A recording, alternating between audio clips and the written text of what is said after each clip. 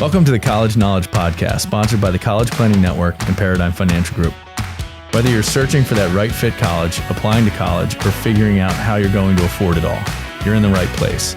You'll hear from deans, admissions counselors, student athletes, and scholars from esteemed universities and colleges around the country. We'll dig deep to uncover their insight and unique experiences. So whether you're a student gearing up for college or a parent with college-bound kids, sit back, relax, and listen. Like you, we have lots of questions. Our guests have the answers, and we're excited to share them with you. Let's get started. Please visit our other YouTube channel at Elite Collegiate Planning, where you can find out how ECP can help your family. Hey, everybody. Welcome back to College Knowledge. I'm your host, Dave Kozak. I've got my visiting host today, Mr. Clay Kovach. Welcome, Clay. Hello. And today we have the distinguished pleasure of interviewing Beth Hendler-Grunt, who is the founder and president of The Next Great Step. Beth, welcome to the show. Thanks for having me. So give us a little background on your company and what you are trying to do, and then hopefully we can have some positive conversation and our listeners can leave with a little bit of info they didn't have. Sure, absolutely. So I'm the president and founder of Next Great Step, and our sole focus is to help college students and recent grads land the first internship or job that they deserve. And we just celebrated 8 years of doing this. Congrats, fantastic. Thanks. I started this company. I'm not a career coach by trade. I actually was in the high tech sector and I was consulting with CEOs. And the one conversation that always came up with executives, they'd say, I'd love to hire somebody who just came out of school. They have such great energy, but I'm not going to. I'm going to pass because I don't have the time to handhold. They don't understand our problems. And I need to get someone who can really, hit the ground running. And likewise, I kind of moved into the age where lots of friends would say, I don't understand. My kid went to a great school. They have great grades. They cannot get a job. And the idea occurred of what if we taught young adults the same thing I was teaching CEOs? How do you differentiate yourself? How do you have a strategy? How do you stand out against your competition? Mm-hmm. And just in a really simple, structured way. And that's how it kind of started. And I started literally with coaching my friends' kids in my basement. And they kept saying, wow, I'm not getting this at school, or this is something that's different. And so we helped them figure out their path and then how to be the one chosen to get that job. Fantastic stuff. And I think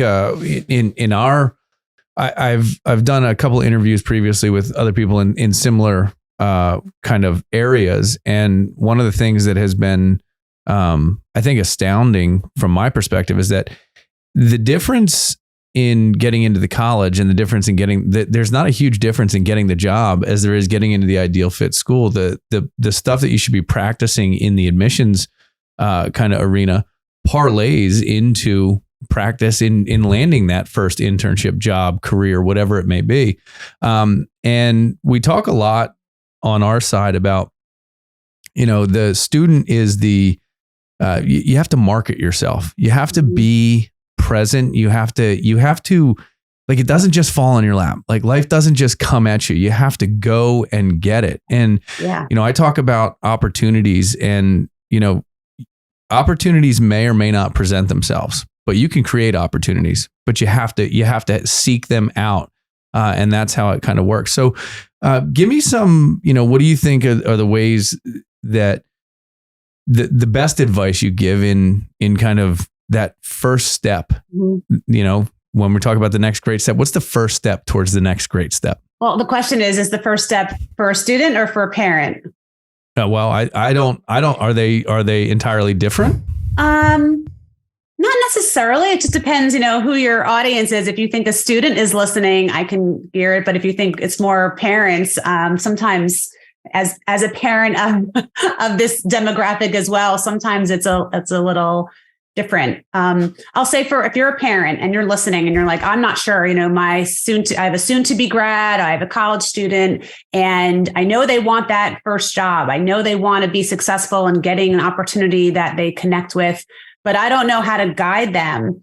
The first thing I tell a parent or friend or guardian would say, just really start asking a lot of questions. So often as adults, we sometimes impart what we think first before we listen. where we say, or we try to, encourage our young adults to move into areas that we missed as opportunities. So I think we need to kind of always be aware of that. I'd really be curious and say, like, tell me what excites you separate from your major. Sometimes it doesn't always align exactly. A lot of times our kids are afraid to tell us that, hey, I just studied this for 4 years and I'm not sure I really love it or I want to spend time there. So give them the chance to just, what is it that you think you're good at? And helping them and identify this concept of what are their skills? What are they good at? It's not just that you're hardworking, which of course is a good attribute, but it's not a skill. Are they a great writer? Are they good at research? Do they know how to sell themselves? Help them figure out what those things are before you do anything else, before you go to a job board, before you write your resume, because clarity on your skills, I call them your core skills. What are the top 3 that you're the most competent and most skilled at? When you have clarity on that, the rest of the process gets easier because you know what you're going to say, you know what you're going to write, you're going to target companies that leverage those skills. And that's really the foundation and starting block for a parent or a recent grad on how to get started in the process. And how important do you think it is to know what you don't like? Oh, I think it's very important to know what you don't like. And that's why I really encourage young adults to take a lot of risks. There's no other time in your life where you can take all the risks that you have, where you don't like it. That's okay. You don't have a mortgage or a family yet, or all these other worries. And figuring out what you don't like is just as important as what you might like doing, because at least you can set that aside, put that off the table and now focus on the areas that you might want to pursue.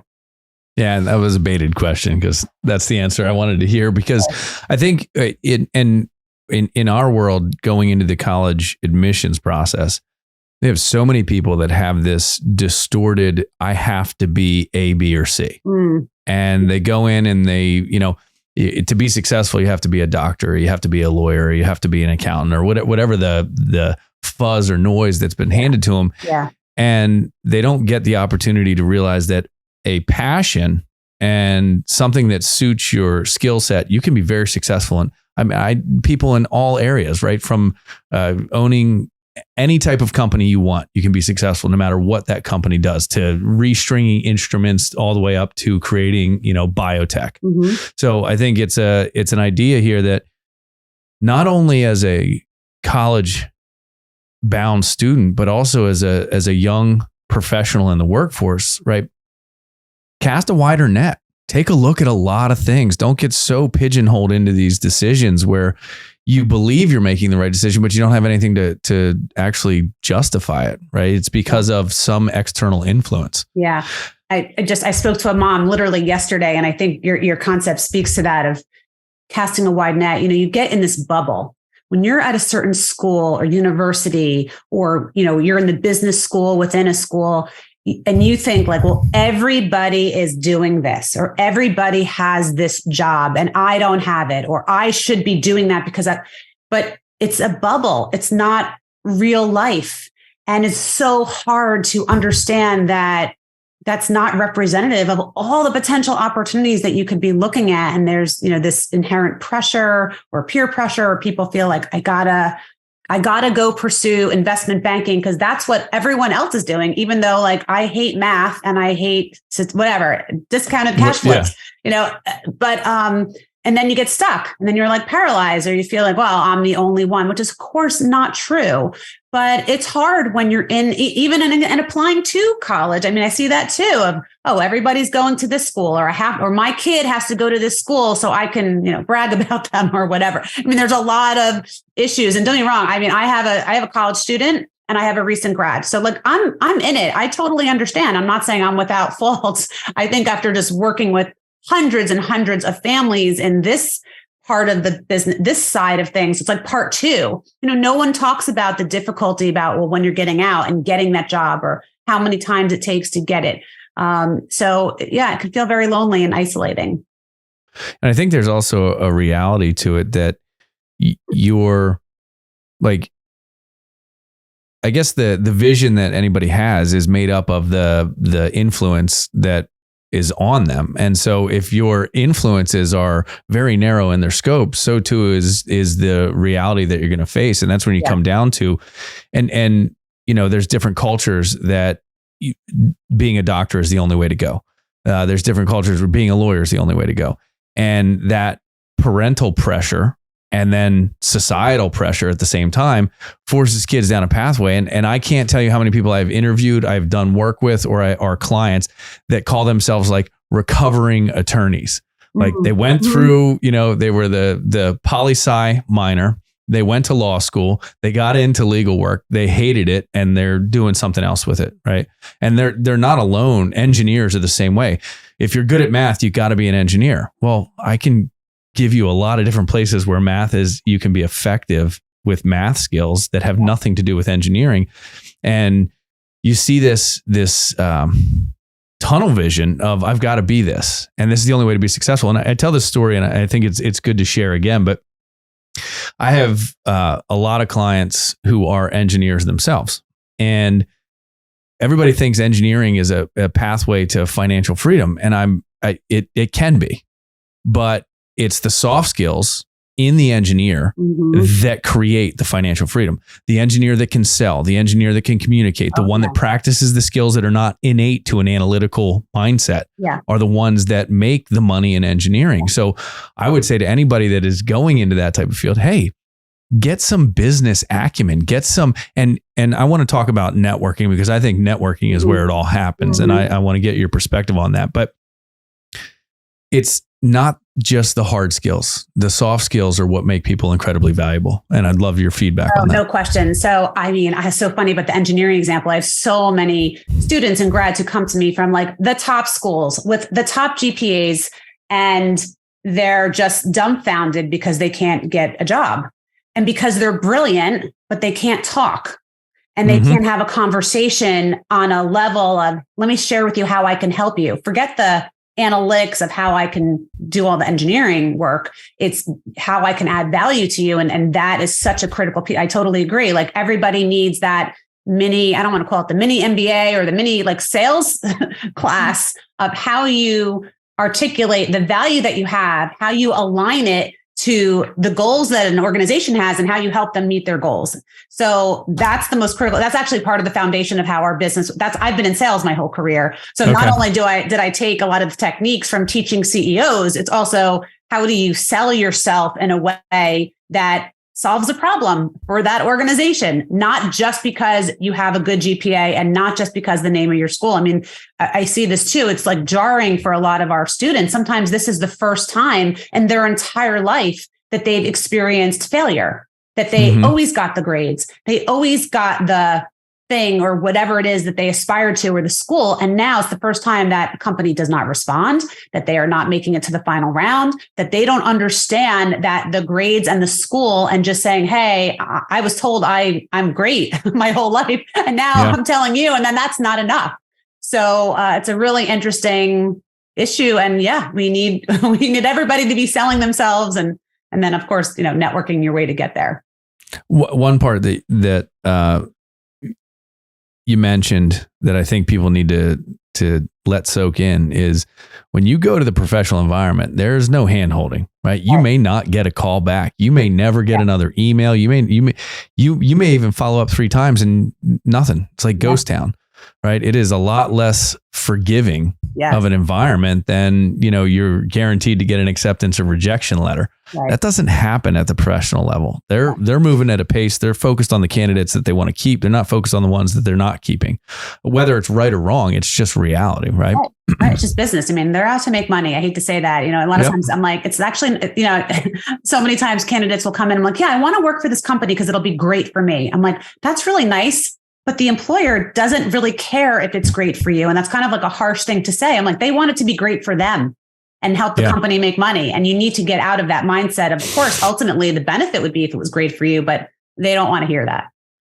So go ahead. No, I was just going to say, I was looking through kind of the synopsis of the book that you had put out recently. And we don't have to spill the beans of the whole purpose of the book. Yeah. But what jumped out to me was that the straightforward college to employment pipeline that did exist is no longer there, as you say. And I was just kind of wondering from your side of things, how has that changed recently? Sure. And what should these new graduates be expecting as they come out that's different from what their parents saw?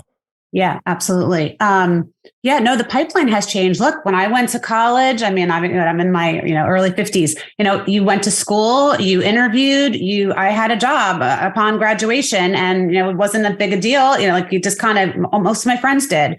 And I think now, a couple things that have happened that has really changed how the pipeline is different from when you're trying to get a job out of school is that there's all this technology, right? And there's this reliance, saying, well, it's just a numbers game. So if I just go on Indeed or LinkedIn and I apply to 50, 100 jobs, like I'm sure, based on the numbers, I'll get a percentage of that. And the truth is that that's not the way everyone thinks it is. And now every once in a while you'll get picked up, but that's not how it's happening. I think the technology is clouding people's judgment about how you actually get hired. Because what we have to remember, it doesn't matter about the tracking system or the algorithm, is that people hire people, not a tracking system and not an algorithm. And they hire people based on those that they feel that either they know, they like, they have a relationship with, and they think can solve a problem for them in their business. That's it. 100%. That's it. So I think sometimes our students will say to a parent, oh, mom and dad, you don't know what you're talking about. That's not how it's done. Very often parents do have a good sense. Of course, we're just mom and dad and they don't want to listen to us. Yep. I have that same issue. It doesn't matter if I'm the expert, my kids still, it doesn't matter. I'm mom. And I think the importance of also clarity. So not only is the networking critical, which we can spend some time on, but also the clarity on yourself. Like I said before, if you don't know what you're about and what you have to offer, that's going to be really hard. So you've got to get clear on that first. And it's okay if you scooped ice cream and delivered pizza and you didn't have this, marquee rotational internship. That's totally fine. You have skills. You know how to optimize a route to get things delivered. You know how to have good customer service skills when someone wants to return their ice cream because it just fell, or whatever it might be. You worked in a group project and maybe you led that team to have a great grade on your project. It's helping our kids realize they have a lot more for them, because between social media and the comparison of what they think is supposed to be happening and then the reality of who's actually still doing the hiring, it's hard. It's a tough one, but there's opportunity out there.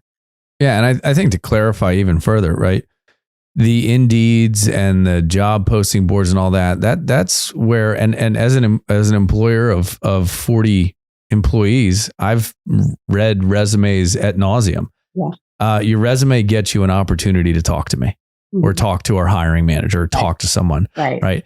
That is it. Right. You're never getting a piece of paper and someone just signs off and says, hire that person, without talking to them. And oftentimes talking to multiple people in an organization. So the idea that you can go electronically and get a job is not reality, right? And I would argue that this will kind of be a good segue into the networking. Networking happens at every level of everything you do, period. Right? If you're at a friend's house and you meet their parents, what are they doing? Are you talking to them? What are they about? How did they get to where they are? Man, you have a fantastic house and a lovely backyard. How did you do it? Like, just having those and Clay, we used to talk about this early in your career. I called it a genuine curiosity. If you don't have a genuine curiosity about how the world works and what's going on around you and the people that you interact with and what they did and how they got to where they are, you're missing a huge piece. I can't count on the amount of times where the right job opportunity was presented of a friend who had a connection, and they at least got a segue into the interview process, and it worked out that way. So I think for everybody, they think of networking as this, like, again, a tunneled thing that you have to go to a networking event or you have to go to this young business professionals thing. And it's not that. It's just open communication with people and a genuine curiosity about the people around you, which creates networking, right? Yeah. And when you meet somebody new and intriguing that gives you advice, send them a thank you note. Send them, do the little bit extra to know you appreciate what people do for you. And networking is not hard. You do have to put yourself out there sometimes. You do have to be willing to have a conversation that maybe you don't feel like having. but it's about asking the questions that need to be asked so that you learn what you need to understand about people and places and companies, right? No question. So literally, I just spoke to a mom yesterday who told me her son made it to 6 rounds of interviews and he didn't get the job. And the number one reason why he didn't get it is because he didn't write a thank you note. Like he forgot, or was in his, just never got sent. I'm like, oh my God. But right. Even just the simple thing of going back to just people being curious and asking what someone does and how did you get there? And I think, and I can ask you the same thing. I hire people too. Let's think about that. Do either one of us want to sort through 100 resumes? Of course not. We would love if someone that we knew and trusted said, I just had a great conversation with this candidate. I think you should talk to them.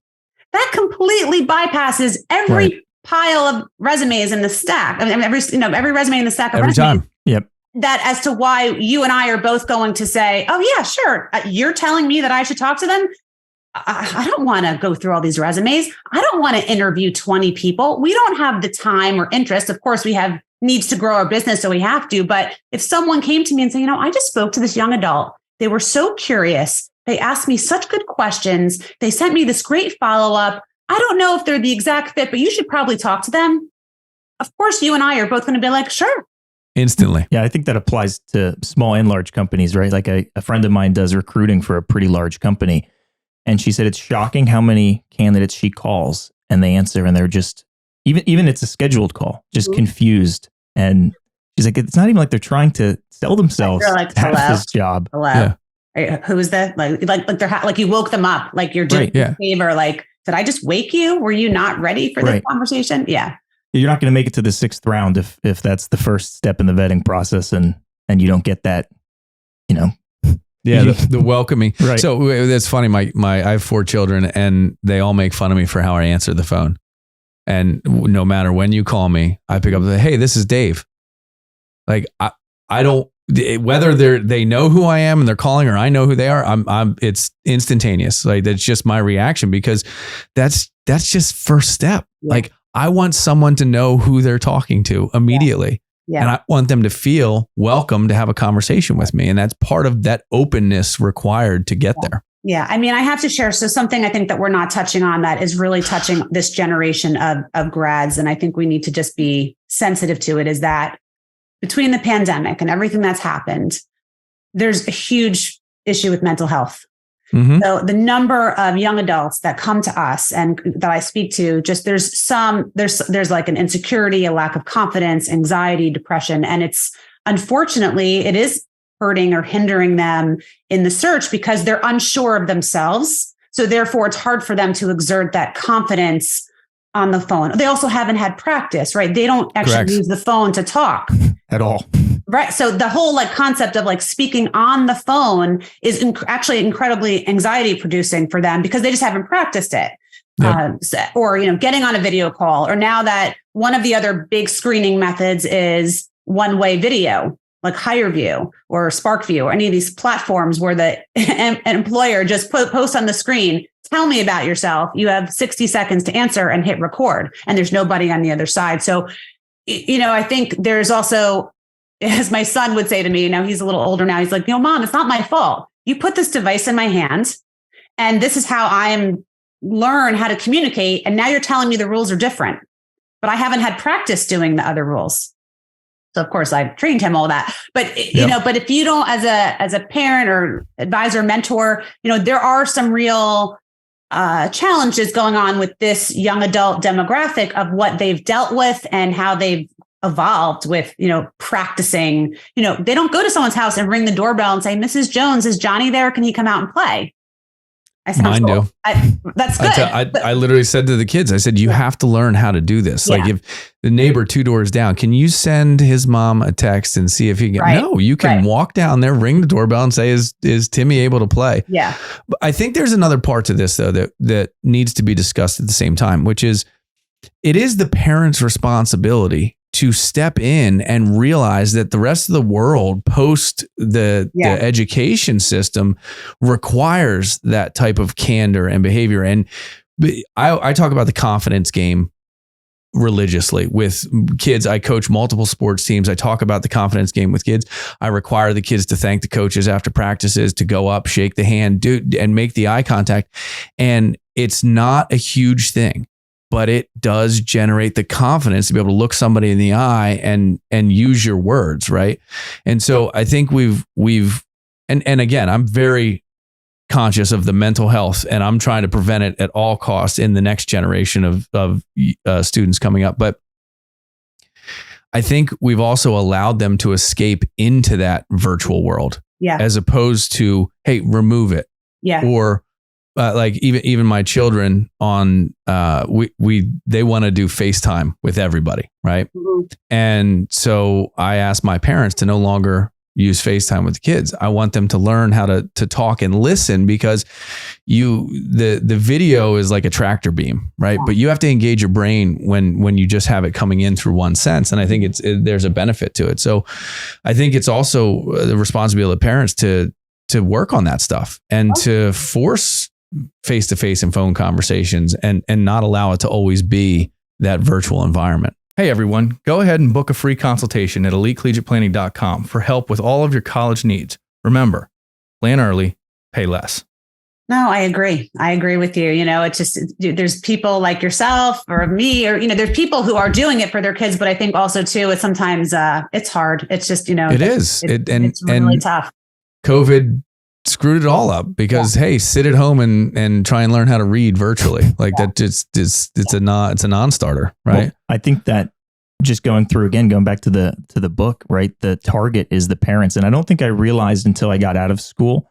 In my head, it was, hey, mom and dad help you get to school, and then that's it. Well, when you get back, I think the key for them making sure you're not living in the basement is, all right, now let's get you on your feet. Yeah. And let's find you that job. And that's kind of who you've tailored that book to. And just from reading and the synopsis and everything, that like we were just discussing, it is something that comes back to the parents of, okay, we got to do this last little push. No question. Which is why I wrote my book for parents and not for students. Not that I want them to hand it to them and I want them to discuss it with them. But I think so many parents, I speak with hundreds and hundreds of families, and parents will say, like, I'm not even sure what advice to give them. I don't know where to start. And these are very successful, high achieving people that are struggling with, like, I don't know what the right thing is anymore. Should I just tell them to apply to 100 jobs and go to the job board? Should I introduce them to my friend who's an executive at a company? There's balance in both of these things. I'm like, well, not if they're ready, not if they're not ready, but it depends. It's all about timing and preparation. And I think it's just giving them some real tools of what it looks like when you can do things in a really, simple or methodical way to help your kid through the process that ultimately helps to launch them and get them out of your basement, but be confident and they know what they're doing. And a lot of the main techniques that we teach, it's not even about getting the first job. It's like how you get the second and the third, and you maintain this throughout your career of you have now a skill set that whether it was taught or not at school or home, I'm giving you the framework about how you can employ it. Well, and there's we're all in sales in some capacity or another here. And so there's a way that we teach sales, which will give you your script, the core example of what you're presenting and how you're going to do it.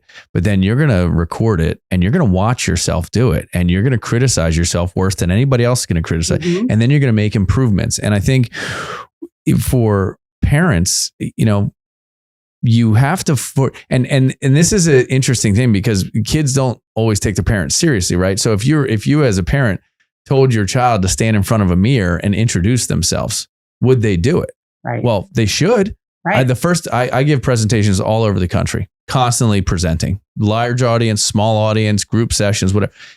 The first time I gave my original, what I would call core presentation, I practiced it a dozen times on video with my business partners, with my employees, presenting and just being comfortable with it. And so part of the confidence game, right? Think about professional athletes. Yeah. How many reps did they do to 100%. Get there? How many reps have we done? How many reps have these students done in this environment? How many interviews have they been through? How many open conversations have they had? That's the type of stuff that needs to get practice, right? Practice builds confidence. Yep. 100%, which is what, we do all the time is we're like, so it's one thing if you write your answer to an interview question on a piece of paper, or you write down like a story about your skill, but saying it's a totally different game. So I'm like, so as soon as you can, I don't care if you're reading it out loud, but even if you hear it, it's going to be different than if you just read it in your mind. And I agree. I mean, that's how goes back to like people hire people based on what you are verbalizing to someone else. The resume is just like okay, I need to have that. But it's what this conversation is and this dialogue as to why people make decisions to move forward with you or not. And I think there's a know, like, and trust concept there too, where it's like, they got to get to know you.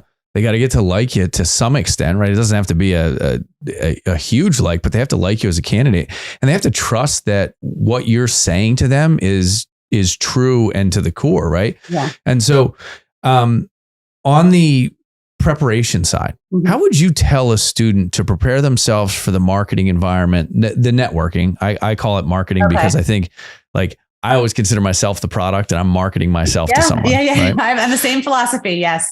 So how does a student prepare to go out and market themselves? What are good practices that they can do? Yeah. So in order to prepare to network, a couple things need to have in place, right? There needs to be this confident factor of like, I have a plan. I know what I'm doing. I know where I'm going. So let's assume that they've clarified their skills. They know their 3 core skills. They know an example of how they demonstrated them. That's great.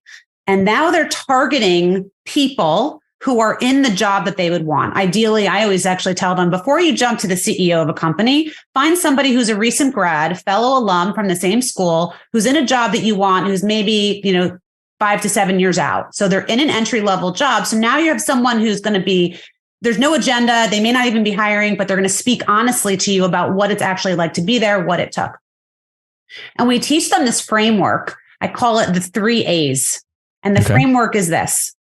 The first A, so you're going to plan ahead of time. And it's all about, to me, it's all about the planning, because if you can't just, I'm all about no winging it. The first A is actions. If everything goes great in this 10-minute, 15-minute conversation, what action do you want that person to take after your dialogue? And the action cannot be passive. It has to be something like, I'm going to get up, I'm going to walk down the hall, and I'm going to go tell the head of HR that they need to speak with you. Or I'd like this person to introduce me to someone who else is doing the job that I can have a conversation with. Or I'd like them allow me to come in and shadow for the afternoon. So something that actually takes a little bit more energy than just like, I'll review your resume.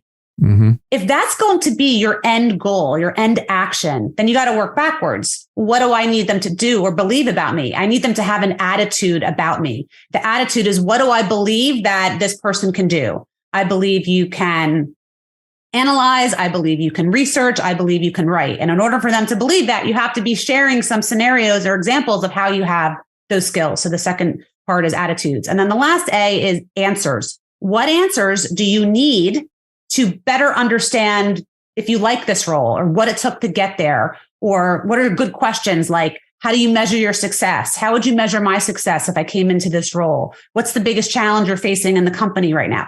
So that's the planning. You plan, I'll call it top down, where like your outcome first, but then you flip it in the meeting. You go with your answers. Like you ask your questions first to get your answers. Then you tell the person about you and convince them of the attitudes they should have about you. And assuming that they're saying, yeah, I see that you have these skills.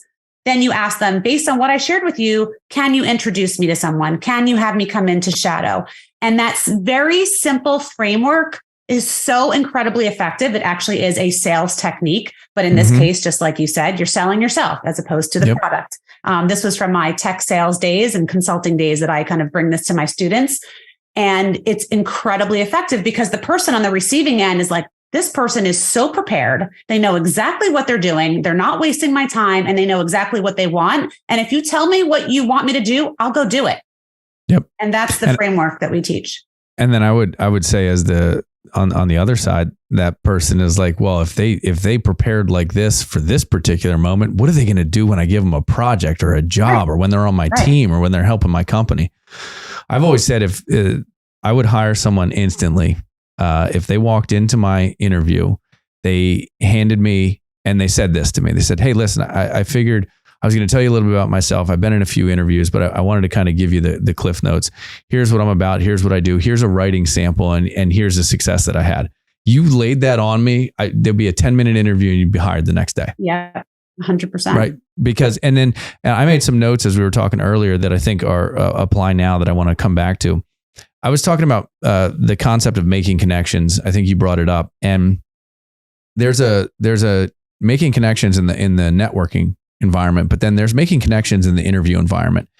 And that leads to the kind of preparation that we're talking about now, which is based on the organization that you're interviewing with, right? There is nothing more powerful in an interview, in my opinion, than knowing what the company does, what you love about the company, what research you've done, and being able to express that clearly. And so making that connection to here's my passion and here's why I love this company and here's what I want to do in this company, and having that, like, tie it together for them. Don't make them think about how they would use you. Right. Tell them how they can use you. Tell them exactly why you're there and make that connection. And so that comes down to the research before you go into the organization. It comes down to the preparation of all the stuff you were just talking about with the actions, the attitude, and the answers. But if you need action and you want them to have a certain attitude about you and you need them to answer questions and have answers for you, you've got to prepare for that. That doesn't just happen. Oh, of course. 100%. Of course, all of this was about preparation. That's, right? That's what we're doing. Everything requires, it's not just like, let me Google them online. Fine. That's fine. But like, what do you want them to do that actually? So I get this all the time, literally. And another mom I spoke to yesterday, she said, oh, my son, he networks all the time. I said, well, what's happening after the conversation? Nothing. I said, well, what's happening in those conversations? Well, he's probably just saying, asking them some questions and saying, okay, thanks. Have a great day. I'm like, yeah, because it's not going anywhere. So saying that you're networking and then doing certain things is a totally different story. Yeah. And we talk about a lot setting expectations, right? And this is all about setting expectations. Yeah. It's about setting you talk about the actions, right? And I love the way you put that, where you want them to take an action on your behalf at that moment. And setting that expectation and knowing you have to ask them to do that at the same time. Nobody is just going to stand up, walk to HR and do it unless there's a request to do it and you've had that influence over them. So I think setting expectations is huge in this as well. Let's shift for a minute. Mm-hmm. College admissions hiring. How do you see all this changing over? Because I really, there are some similarities. I want to make a comment too about, there is a massive amount of analytics that have been applied to college admissions recently as a result of COVID. The traditional admissions process basically went away. Everything's touch points, click points, open rates, things like that generate. And we've dug in really heavily into the financial side of college. And one of the things that is very true is the schools have to create solvent classes, and their ability to create a solvent class means they have to have people that can pay and people that do pay, along with the people that don't and can't. And in doing so, we've witnessed this idea of the yield, right? And so in college now, they talk about the college admissions yield. Mm-hmm. And with that, they want to give out as few acceptances as they can to get the maximum students coming to that school as possible, right? So to have a better yield, which raises their rankings and all of the reports and everything that are out there. In trying to create that yield, they've gone analytic heavy. They know by the amount of click points and presentations you listen to and times you were on their site or amount of emails you open, they have algorithms now to say there's a high probability of this individual coming to this school, right? Which is a little different than on the workforce side. Yeah. But they're still doing similar stuff, right? So how do you see all of this changing in the hiring, and how do you see kind of the world evolving, if you will? Interestingly enough, I just spoke to the head of campus recruiting for, I'll just say, one of the top 4 investment banks earlier this week. And they asked I always like to kind of be current on, like, how are you recruiting? What are you seeing? Is the economy impacting you? Are you going to certain schools or not? And kind of the overall, it's kind of interesting. Obviously, the top kids who want it, they start early. What's crazy is that the recruiting process, let's just say at the high level, obviously we're talking high level investment banking companies. It's not always this way. They want to start talking to kids at the beginning of their sophomore year to recruit them for the junior year summer internship. So basically almost like 18 months ahead, right? So you're barely done being a freshman. Mm-hmm. You're barely like taking core classes. You've just kind of finished the prerequisites. And some of these companies want you to proactively show up to the networking sessions, start attending any opportunity and like showing your interest in that company, which is great for the company, but it's how do our young adults know this, right? And they're making offers. So for example, January 15th, they just opened the intern opportunities for summer of 2024. So if you apply in January, let's just say as a sophomore, and you get it, what if you change your mind? What if you didn't get to interview with like all the other companies, or maybe you should be interviewing there? You know, it's funny. We asked this person, I said, do you find any candidates who kind of like back out or regret that they committed like 18 months earlier and they just did it because mom or dad went to the same company, or they just felt the same pressure because you're in the business school? She's like, no, usually, you know, but what's happening is that these companies are now taking their internship class and hiring about 80 to 90% of them with full-time offers. So now when you want to go full-time for some of these companies, you're like your window, same thing of like early action, early decision. Like if you go regular, your window is like, well, there's only 10% space left for you. It's driving that competition up for the people that don't have the knowledge to do it early. Right. If you don't go to a target school, if you don't have a parent who's notified you about it, if you don't have an advisor or a professor or a group of friends to like clue you in, right? If you're a liberal arts English major, but you do your own investing and you want to get into finance, but you're not getting the same exposure and information as the kids who's the finance major in the B school at that. It's tough. It's like, it's really crazy, but separate from that. So that's just kind of one thing that we're seeing. I do think that there's always opportunities and it happens all year long. And it all comes back to the networking. And that if you put yourself out there, I don't care what the cycle is or their time frame or their class, you know, people even, mom yesterday said, she's like, if he doesn't have a job by the time he graduates, which is in 30 days, barely 30 days from now, do you think he'll get a job after? Do you think it looks bad that he didn't have a job the minute he graduated? I'm like, of course he will get a job. Of course he will. He might need time. Maybe he needs a break. Of course, people are always hiring. I mean, we still have the issue, even though the market's been crazy and yes, companies have pulled back, there's still over 10 million job openings and there's 8 million job seekers. There's opportunity. I think we just have to sometimes focus on what do these candidates want? What do you want to go after? Get some of that clarity versus all the noise that it's very hard. There's no perfect answer. I don't know. I probably deviated to answer your question. No, I love here. it. But so that's real. It's just, it's kind of interesting. And we have these kids, then they're so defeated, like, well, I'll never get anything or I'll never. I'm like, of course you will. That's a real issue right now in the admissions of college. People get rejected from their what they thought was their top choice and they're devastated. Oh, no. And it's like, listen, I can tell you something. If they don't want you, that's not the right fit. I know. Like it just is. It isn't. And it's funny. I'm on TikTok and I watch some of these acceptance. And I hate to say, it doesn't matter. It actually doesn't matter. And I know it's so hard. Trust me, my son had his first choice school, and luckily he got into it or whatever. But like in the end, we said, I'm like, I knew if you didn't go there, you'd be great at a ton of other places. I think also as parents, we have to manage that expectation. We cannot say to them, you got to go here and you have to go to this school. I mean, we have to really tamper that down of, it doesn't matter. You're a great candidate. You're going to do great anywhere. And it's more important about what you do there than what the school name is. Because if you don't optimize all they have to offer, then what's the point of that too? Trust me, I got plenty of Ivy League kids who come to me and be like, yeah, I don't know. I didn't really do anything. I can't find anything. Yeah. Like we shouldn't be talking, but it doesn't matter. I hate to say that.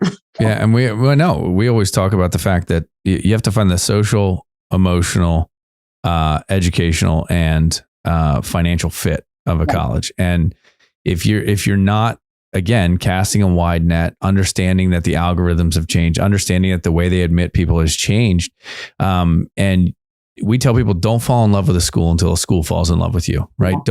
You go on your first school, you're a junior in high school. Everybody's talking about college. You've all this pressure's coming. You got all these AP exams, the SAT, all that.